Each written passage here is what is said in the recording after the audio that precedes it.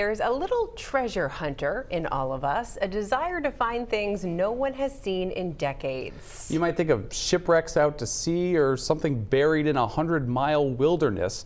But one man from Milo sets out to places that are actually well traveled. He's just willing to go below the surface. Moosehead Lake. Summer visitors are packing it in. That only means less traffic for Jason Smith. On this October morning, the Milo native hopped aboard local Dave Pullo's pontoon boat, along with Dave's dog, Aurora. The two men just recently met after Dave became fascinated with Jason's hobby. Reached out and said, hey, you got a boat? I'm on Moosehead Lake. Come on up. That's what the fish here. This underwater drone cost a little more than $4,000. Money well spent for Jason, because he can't get enough days like this.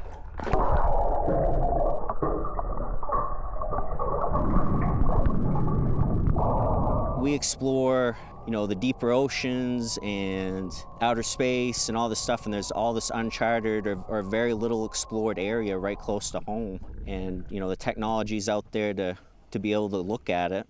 And, as someone that loves Maine, loves the Maine waters, and likes to explore, this was right up my alley.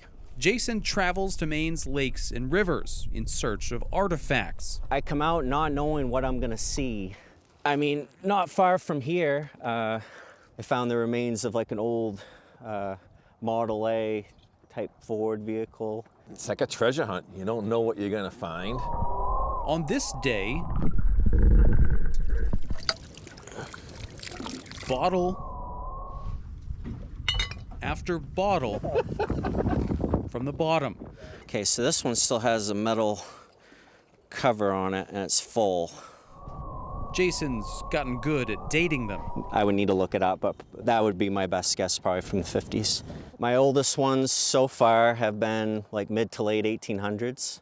Finding the remains of a 19th century whiskey-fueled night on the lake is fun, but this all started as some angler reconnaissance. My first initial thought was, make my YouTube channel and just explore different lakes and ponds and see what I could see for fish, what the areas look like. Most bring a fish finder on their boat. Jason comes nose to nose with them. Back in February, my colleague Drew Peters joined Jason in his hometown of Milo, ice fishing with his robotic aid. A good visual experience of what the underwater world in Maine looks like, from a fish's point of view. But he doesn't just want to catch fish, he wants to preserve them.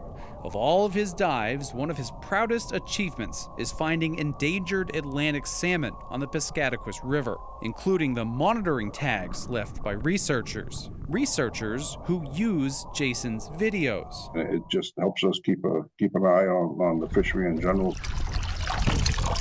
I called it a hobby, but it's actually become a business for Jason.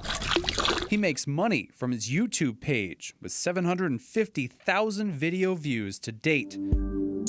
And once people saw his work, boaters began hiring him to retrieve their special pair of Oakleys or their beloved fishing rod, lost overboard.